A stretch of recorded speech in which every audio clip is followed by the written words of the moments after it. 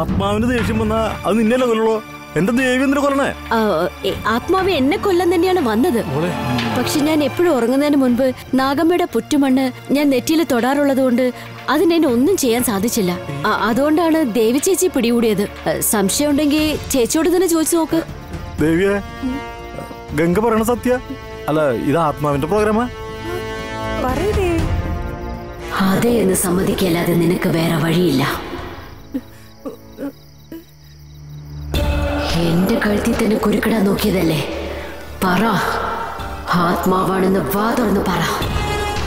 അതെ ഗംഗേ, എല്ലാം നശിച്ച ആത്മാവിന്റെ പണിയാ. അതിനൊരിക്കലും ഗതി കിട്ടില്ല. നശിച്ചു പോവുകയുള്ളൂ. അലഞ്ഞു തിരിയത്.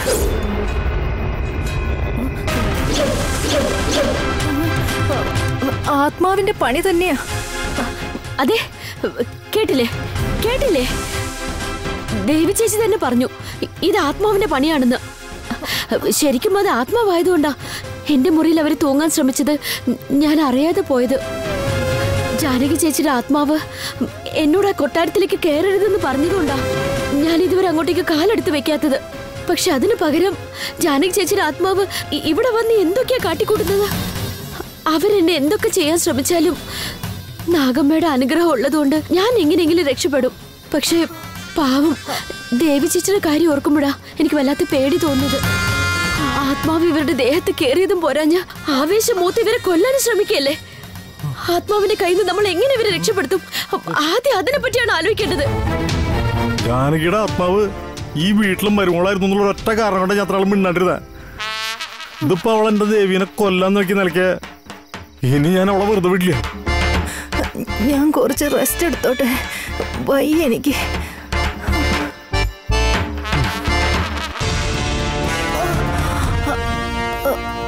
ദേവി, ഇനി വന്നേ. എന്താടോ? എന്താന്നോ? നിന്റെ പോക്കൊക്കെ കണ്ടപ്പോ ഗംഗയെ മൊത്തത്തിലങ്ങ് തീർത്ത് കളയുന്ന ഞാൻ കരുതി. അവസാനം അവള് നിന്നെ കെട്ടിത്തൂക്കിയല്ലേ? അവൾ എന്ത് വേണമെങ്കിലും ചെയ്തോട്ടെ. എന്ത് ചെയ്താലും അവളുടെ മരണം എന്റെ കൈ കൊണ്ടാ.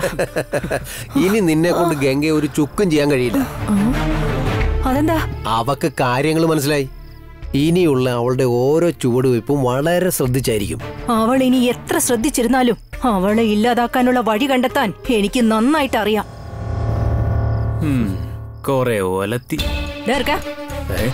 നിന്റെ വെളച്ചിലൊക്കെ വേറെ ആരെടുത്തെങ്കിലും കാണിച്ചോ? അവന് മാത്രമല്ല, എനിക്കും ഇപ്പൊ നിന്നിലുള്ള മതിപ്പൊക്കെ പോയടി. നിന്നെ കൊണ്ട് വെറുതെ വായിട്ടടിക്കാനേ കൊള്ളൂ. കാര്യത്തോടെടുക്കുമ്പോ കവാത്ത് മറക്കുന്ന ടീമാ നീയൊക്കെ. നിന്നെയൊക്കെ നമ്പുന്നവനൊക്കെ വെറും ആളും തരുവും നോക്കി സംസാരിക്കണോ? ഞാനൊരു കാര്യം വിചാരിച്ചത് നടത്താതെ പിന്മാറില്ല. നിന്നെ വിറ്റ കാശ് ഗംഗയുടെയിലുണ്ടടി. നിന്നെ കൊണ്ട് അവളെ ഒന്ന് തൊടാൻ പോലും പറ്റില്ല. ഞാൻ വിചാരിച്ച് ഈ നിമിഷം തന്നെ അവളെ ഇല്ലാതാക്കാൻ പറ്റും. പറ്റുവാണ് ഇയാളങ്ങ് ചെയ്ത് കാണിക്ക്. കാണിച്ചു തരാം. എന്റെ ദേഹത്തുണ്ടെന്ന് അവൾ പറഞ്ഞു വിശ്വസിപ്പിച്ച ആത്മാവിനെ വെച്ച് ആ ഗംഗയുടെ കഥ ഞാൻ തീർത്തിരിക്കും.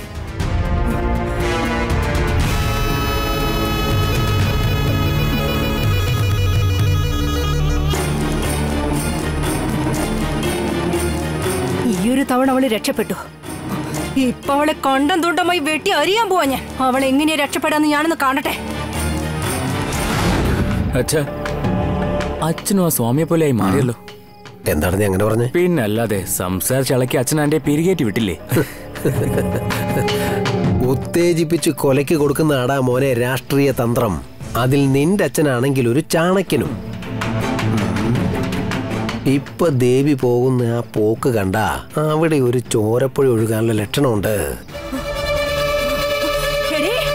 ഇതിനുള്ള പരിഹാരം നമുക്ക് കാണാം. നിന്നെ കൊല്ലാൻ പറ്റാത്ത ദേഷ്യത്തിന് ഞാൻ ആ ദേവിയെ തൂക്കിലേറ്റാൻ ശ്രമിച്ചപ്പോ നീ അവളെ രക്ഷപ്പെടുത്തി എന്റെ കലി കൂട്ടാൻ നോക്കാണല്ലേ? എന്നെ ഈ അവസ്ഥയിലെത്തിച്ച നിന്നെ ഇനി ഞാൻ കൊല്ലാതെ വിടില്ലടി.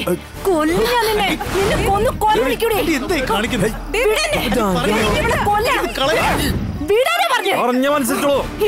വെറും വേലക്കാരി. എന്റെ സ്വഭാവം നിനക്കറിയില്ല.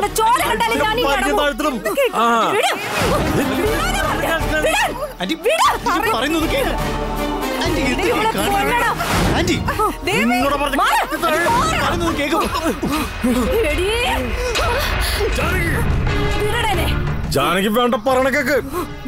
പറഞ്ഞേ നീ എന്ത് ചെയ്താലും എന്റെ ദേവി അതെല്ലാം സഹിക്കണോണ്ട് നീ അവളെ കൊലപാതകയൊക്കെ നോക്ക.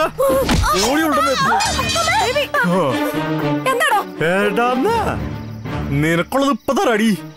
എന്തിനാണ് ബെൽറ്റ് വരുന്നേ? ഈ ബെൽറ്റ് കൊണ്ടുള്ള മന്ത്രം നീ കണ്ടോ? ഇപ്പൊ ഞാൻ തരണ അടിയും മേടിച്ചോണ്ടേ എന്റെ ദേവിയുടെ മേത്തിനിറങ്ങി വേഗം ഓടിക്കോ. മര്യാദക്ക് പറഞ്ഞത് കേട്ടോളാ നീ. വേണ്ട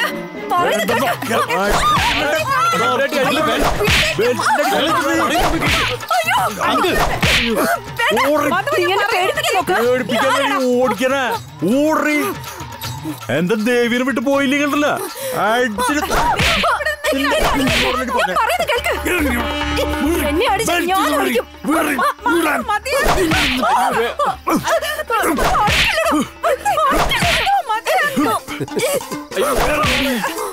ദേവി ആത്മാവായിട്ട് അഭിനയിക്കുകയാണെന്ന് അറിയാതെ ഈ പൊട്ടൻ അവളെ കാണുമ്പോൾ കൊടുത്തിട്ട് അടിക്കുകയാണല്ലോ. ഇതാ പഴമക്കാര് പറയുന്നത് വക്കീലിനോടും ഡോക്ടറിനോടും ഭർത്താവിനോടും ഒരിക്കലും ഒരു കാര്യങ്ങളും മറച്ചു വെക്കാൻ പാടില്ലെന്ന്.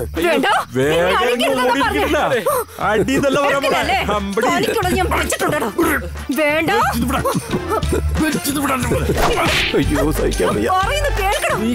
ഞാൻ ദേവിയുടെ ശരീരം വിട്ട് പോവില്ല.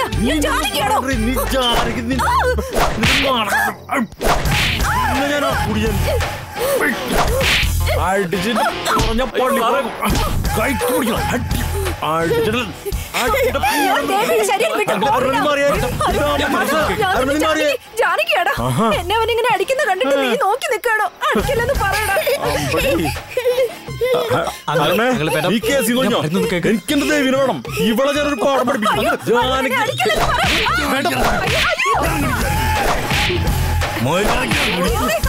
എന്താണ് വേണ്ടത്? എനിക്കെന്റെ ദേവിനെ വേണം. ദേവിനെ വേണം.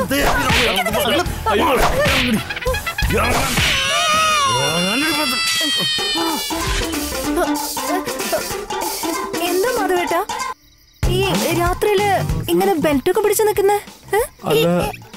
ഞാൻ നിങ്ങളുടെ ദേവിയാ. ദേവി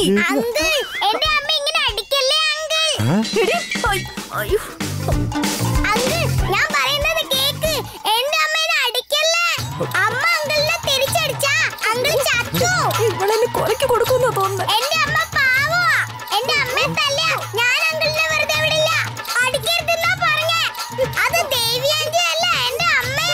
നീ കൊള്ളം പറയാറില്ലടി.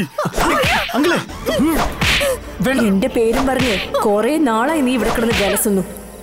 കള്ളം പറഞ്ഞ് നാടകം കളിക്കുന്നതിന് നിനക്ക് ഇത് തന്നെ കിട്ടണം. അനുഭവിക്കും.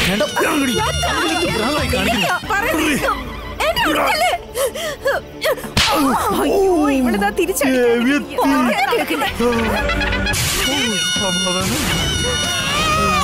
ദേവി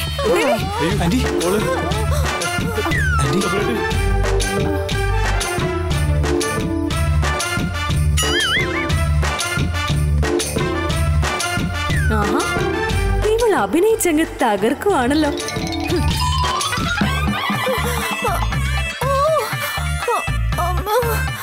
അയ്യോ അമ്മേ, ഒന്ന് പതുക്കെ ചെയ്യ. വേദനിച്ചിട്ട് വയ്യ. വല്ല ആവശ്യം ഉണ്ടായിരുന്നു? ഓ ഒരു സ്നേഹം. ഈ കണ്ട അടിയെല്ലാം അടിച്ചിട്ട് ഇപ്പൊ കിഴി വെക്കാൻ വന്നിരിക്കുന്നു. അയ്യോ ദേവി, എനിക്ക് ജമ്മു തന്നെ അടിക്കാൻ പറ്റൂ തോന്നണ്ട. ആത്മാവിനെ വരട്ടാൻ നോക്കിയതല്ലേ? എടോ, ആ ആത്മാവ് ശാന്തി അരുണിനെ ഒന്നിപ്പിക്കാനല്ലേ ഇങ്ങനെയൊക്കെ ചെയ്യുന്നത്? അതെന്താ തന്നെ മരമണ്ടയിൽ കേറാത്തെ? അതെന്താ വെച്ചാലേ മിണ്ടി പോരുത്. ആത്മാവ് ഇടയ്ക്കിടയ്ക്ക് വന്നിട്ട് അത് അതിന്റെ പാട്ടിനങ്ങ് പൊയ്ക്കോളും. അതിന് ഈ വീട്ടിൽ ആർക്കൊരു പ്രശ്നമില്ല. പിന്നെ താൻ എന്തിനാടോ ബെൽറ്റ് ഊരിക്കൊണ്ട് എന്നെ അടിക്കാൻ വന്നേ? ആത്മാവ് നിന്നെ കൊലപാതകയാക്കാതിരിക്കാനുള്ള പണി നോക്കിയതല്ലേ? വലിയ കാര്യമായി പോയി. ഇത്രയും നാളെ എന്നോടുണ്ടായിരുന്ന ദേഷ്യം ഇപ്പൊ തീർക്കായിരുന്നല്ലേ? മനസ്സിലായേ? തക്കാളിപ്പഴം പോലെ ഇരുന്ന് എന്നെ നിങ്ങള് ചതച്ചിഞ്ച പരുവാക്കിയില്ലടോ മഹാപാപി. ഉണ്ടക്കണ്ണനെ നോട്ടം കണ്ടില്ലേ? സോറി ദേവിയെ, ഒന്ന് ചൂട് വെച്ചെല്ലാം മാറൂലോ. കയ്യിലൊക്കെ ചൂട് വെച്ചു ഞാൻ. ആ തുണിയൊന്ന് മാറ്റാണെങ്കിൽ നടുവിന് വെച്ചാലും സുഖം ഉണ്ടാവും. മുതലും പലിശയും കൂടെ തിരിച്ചങ്ങ് തരും ഞാൻ. ശൃംഗരിക്കാൻ വന്നിരിക്കുന്നു കോലമാടൻ. ശരി, അടികൊണ്ട വേറെ സ്ഥലമുണ്ടല്ലോ. ഞാൻ ചെയ്ത തെറ്റിന് ചൂട് പിടിച്ചിട്ടാണെങ്കിലും ഒരു പ്രായച്ചിത്തം ചെയ്യാലോ പറഞ്ഞു. അതിന്റെ ഒന്നും യാതൊരു ആവശ്യമില്ല. ഇതൊക്കെ ഞാൻ നോക്കിക്കോളാം. കിന്നരിക്കാതെ പോയേ പോ. ദേവി പോടോ. എന്നെ ഈ കണ്ട തല്ല് മുഴുവൻ തല്ലിയിട്ട് വേഷം കിട്ടി കാണിക്കാൻ പോടോ. തടവം വന്നിരിക്കുന്നു. അമ്മേ അമ്മേ എനിക്ക് വയ്യേ. കോലമാടന്റെ ബെൽറ്റിന്റെ അടി.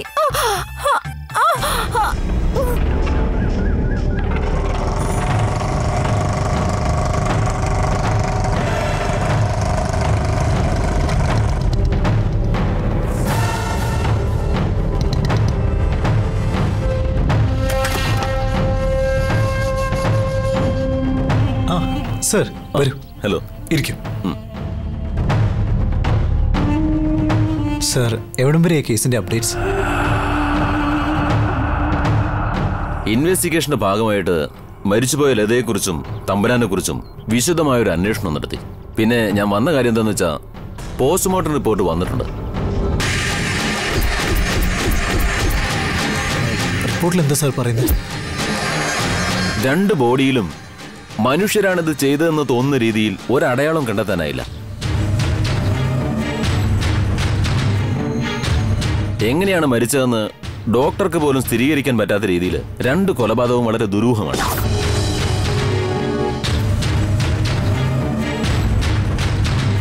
പോസ്റ്റ്മോർട്ടം റിപ്പോർട്ടിന് മാത്രം അടിസ്ഥാനമാക്കി ഈ കേസ് മുമ്പോട്ട് കൊണ്ടുപോകാൻ വളരെ ബുദ്ധിമുട്ടായിരുന്നു.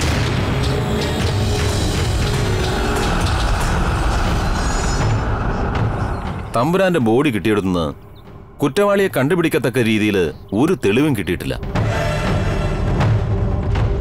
ലതയുടെ സെൽഫോൺ കിട്ടിയിട്ടും അതിലുള്ള ഡീറ്റെയിൽസ് കളക്ട് ചെയ്യാൻ പറ്റാത്ത രീതിയിൽ അത് ഡാമേജ്ഡ് ആയിപ്പോയി.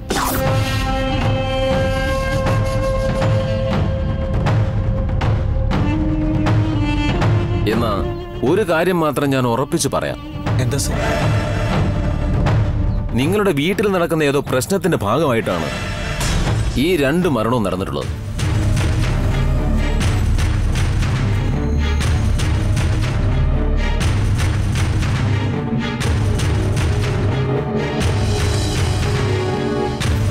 എന്താ സാർ അങ്ങനെ പറഞ്ഞു? ലതയുടെ ബോഡി ഏറ്റുവാങ്ങാമെന്ന അവളുടെ പാരന്റ്സിനോട് സംസാരിച്ചപ്പോ ലത തൃശ്ശൂരുള്ള ഒരു പ്രൈവറ്റ് ഹോസ്പിറ്റലിൽ നഴ്സായിട്ട് ജോലി നോക്കുകയായിരുന്നെന്ന് അറിഞ്ഞു. തമ്പുരാന്റെ ബോഡി ഏറ്റുവാങ്ങാനായി ആരും വരാതിരുന്നുകൊണ്ട് അയാളുമായി ബന്ധമുള്ള ഒരു സ്വാമിയോട് സംസാരിച്ചപ്പോ അദ്ദേഹവും തൃശ്ശൂരുള്ള ഒരു പ്രൈവറ്റ് ഹോസ്പിറ്റലിൽ ട്രീറ്റ്മെന്റ് എടുത്തുകൊണ്ടിരിക്കുകയാണെന്ന് അറിഞ്ഞു.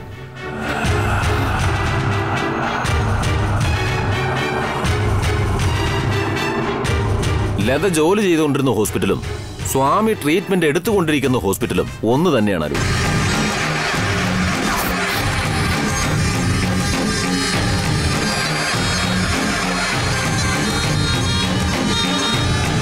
ആ പോയിന്റ് ഓഫ് വ്യൂവിൽ ആലോചിക്കുമ്പോൾ 2 ചോദ്യങ്ങളാണ് എന്റെ മനസ്സിലുള്ളത്. നമ്പർ 1, ലത കൊച്ചിയിലേക്ക് വരാനുള്ള കാരണം എന്താണ്? നിങ്ങളുടെ ഭാര്യയായിട്ട് അവൾക്ക് എന്താണ് അടുപ്പം?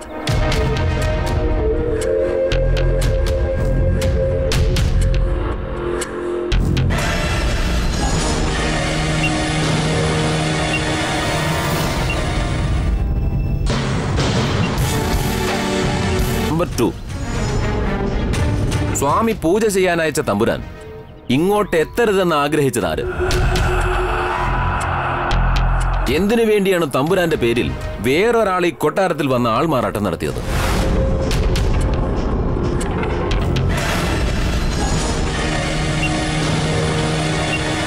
ഈ ചോദ്യങ്ങൾക്കുള്ള ഉത്തരം കിട്ടിയ കുറ്റവാളി ആരാണെന്നറിയാം.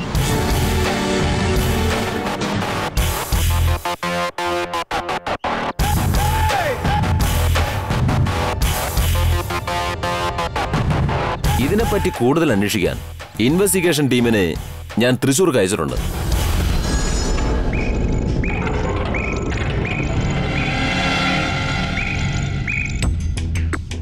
അവിടുന്ന് വരുന്ന റിപ്പോർട്ട് തീർച്ചയായും ഈ കേസിനെ മറ്റൊരു വഴിത്തിരിവിലെത്തിക്കും.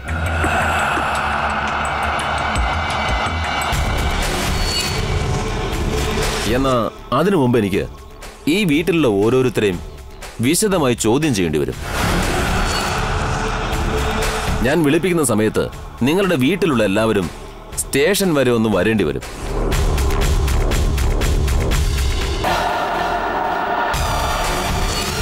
സാർ, സംഭവിച്ചതൊക്കെ എൻ്റെ വീടും പരിസരമായിട്ട് ബന്ധപ്പെട്ട് കിടക്കുകയാണെങ്കിലും ഇതിൽ എൻ്റെ കുടുംബത്തിലുള്ള ഒരാൾക്ക് പോലും യാതൊരു വിധത്തിലുള്ള ഒരു ബന്ധം ഉണ്ടാവില്ല സാർ. ബന്ധം ഉണ്ടോ ഇല്ലയോ എന്നുള്ളത് ചോദ്യം ചെയ്യലിന് ശേഷമേ പറയാൻ പറ്റൂ.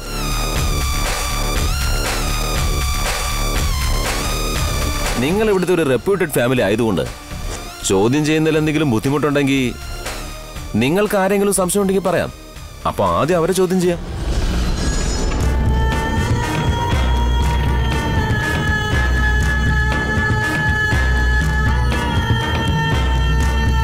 നിങ്ങളുടെ വീട്ടിൽ ഇതിനു മുമ്പ് പുറത്തുനിന്നുള്ള ആരെങ്കിലും എന്തെങ്കിലും പ്രശ്നം ഉണ്ടാക്കിയിട്ടുണ്ടോ?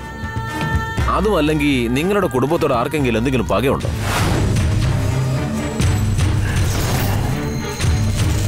ആരാ നിങ്ങൾ?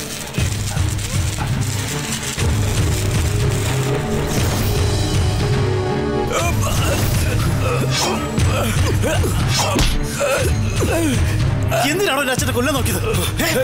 അരുൺ, അവരൊന്നും ചെയ്യണ്ട.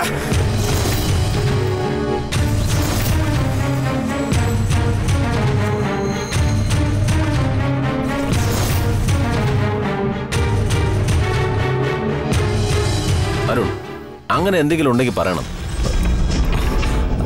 അങ്ങനെ ആരെയും തന്നെ എനിക്ക് സംശയമില്ല സാർ.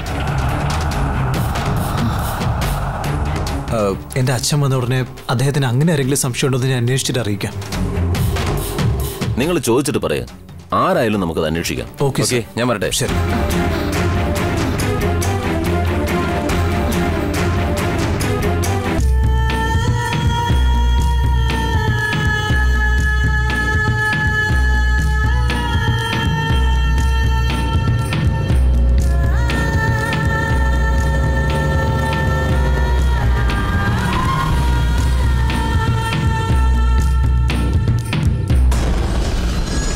ആരായാലും നമുക്കത് അന്വേഷിക്കാം.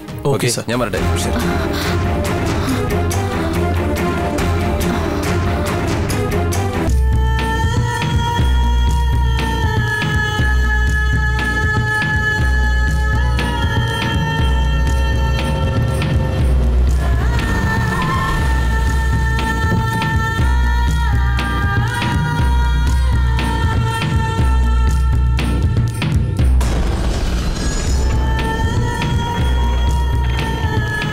Excuse me.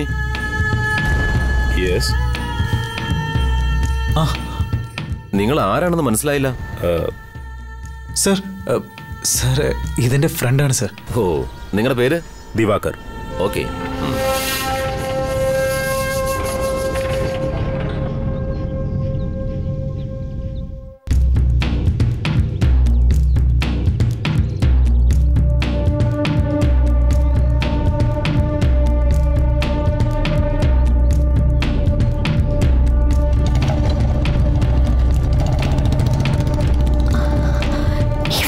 അദ്ദേഹത്തെ കണ്ടുപിടിക്കാൻ വന്നവനായിരുന്നില്ലേ?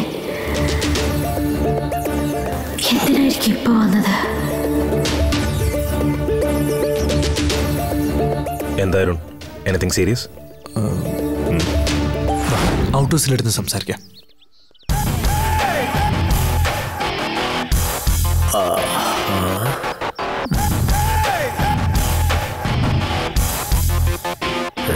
ഇതാരാ പുതിയ അവതാരം? ഇതിനു മുമ്പ് ഇവിടെ ഞാൻ കണ്ടിട്ടില്ലല്ലോ. എന്നെ പറ്റിക്കാൻ പറ്റില്ലടാ.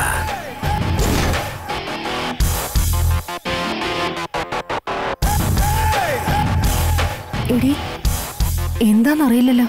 വന്നുടനെ ഔട്ട് ഹൗസിലേക്ക് വിളിച്ചോണ്ട് പോകുന്നു. ശരിയാ, പോയി നോക്കാം. വാ.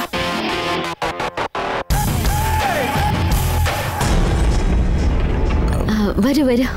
ഗംഗെ, ഒരു പ്രധാനപ്പെട്ട കാര്യം പറയാനാ ദിവാകറിനെ ഞാൻ ഇങ്ങോട്ട് കൂട്ടിക്കൊണ്ടുവന്നേ. നിങ്ങൾ അകത്തിരുന്ന് സംസാരിച്ചോളൂ, ഞാൻ ഇവിടെ നിൽക്കാം. അത് സാറില്ല, നീ പോണ്ട, വരൂ. അകത്തേക്ക് വരൂ. ഇരിക്ക്.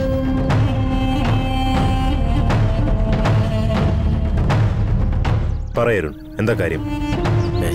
നിങ്ങളും കണ്ടല്ലേ എന്നാ?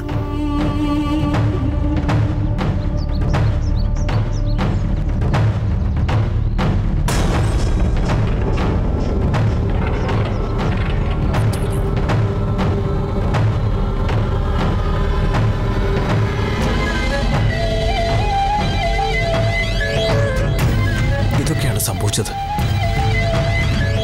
വീട്ടുമുറ്റത്ത് ഒരാളെ ആരും അറിയാതെ കൊന്നു കുഴിച്ചിട്ടിരിക്കുന്നു എന്ന് കേട്ടത് ഒരിക്കലും വിശ്വസിക്കാനാവുന്നില്ല. നിങ്ങൾക്ക് ആരെങ്കിലും പ്രത്യേകിച്ച് സംശയം ഉണ്ടോ അരുൺ? എനിക്ക് അങ്ങനെ പ്രത്യേകിച്ച് സംശയമൊന്നുമില്ല. പക്ഷേ ആ പ്രായമായ ആള് അയാളെന്റെ അച്ഛനെ കൊല്ലുമെന്നൊക്കെ ഭീഷണിപ്പെടുത്തിയിരുന്നല്ലോ. അയാളെ എനിക്ക് സംശയമുണ്ട് ദിവാകർ.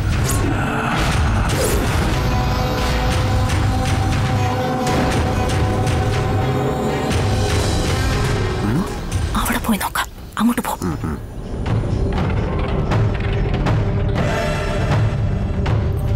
നിങ്ങളത് ആരാന്ന് കണ്ടുപിടിച്ചോ? അരുൺ, അയാളെ ഞാൻ അന്വേഷിച്ചുകൊണ്ടിരിക്കുക. ഇതുവരെ കണ്ടുപിടിച്ചില്ലേ? അയാളോട് സാദൃശ്യമുള്ള ഒരുപാട് പേരെ ഞാൻ എൻക്വയറി ചെയ്തു. പക്ഷെ ആരും കൺഫേം ചെയ്യാൻ പറ്റുന്നില്ല. നന്ദിനി എന്നുള്ള പേര് ഉപയോഗിച്ച് അയാളെ തിരിച്ചറിയാൻ പറ്റുമെന്ന് ഞാൻ പറഞ്ഞിരുന്നതല്ലേ? അരുൺ, അങ്ങനെ ഒരു പേര് മാത്രം വെച്ച് കണ്ടുപിടിക്കുന്നത് ഇറ്റ്സ് ഓൾമോസ്റ്റ് ഇമ്പോസിബിൾ. ഒരു തവണ നന്ദിനി എന്നുള്ള പേര് കേട്ട് ഒരു പ്രായമായ അയാൾ റിയാക്ട് ചെയ്തതാണ്. പക്ഷെ അയാളെ കൂടുതൽ ചോദ്യം ചെയ്തപ്പോൾ നന്ദിനി ഒരു പാമ്പാണെന്നാണ് പറഞ്ഞത്. എന്റെ കയ്യിൽ നിന്ന് രക്ഷപ്പെട്ടു, പക്ഷെ നന്ദിനിയുടെ കയ്യിൽ നിന്ന് ഒരിക്കലും നീ രക്ഷപ്പെടില്ല. നിന്നെ കൊല്ലുവിടാ. രണ്ട് ബോഡിയിലും മനുഷ്യരാണിത് ചെയ്തതെന്ന് തോന്നുന്ന രീതിയിൽ ഒരടയാളം കണ്ടെത്താനായില്ല. എങ്ങനെയാണ് മരിച്ചതെന്ന് ഡോക്ടർക്ക് പോലും സ്ഥിരീകരിക്കാൻ പറ്റാത്ത രീതിയിൽ രണ്ട് കൊലപാതകവും വളരെ ദുരൂഹമാണ്. ഇത്രയും വൈരാഗ്യത്തോടെ പകർത്തിരിക്കുന്ന നന്ദിനി ഒരിക്കലും ഒരു പാമ്പായിരിക്കും തോന്നില്ല. പാമ്പ് തന്നെയാണ്. നന്ദിനി എന്നതൊരു പാമ്പ് തന്നെയാണ്.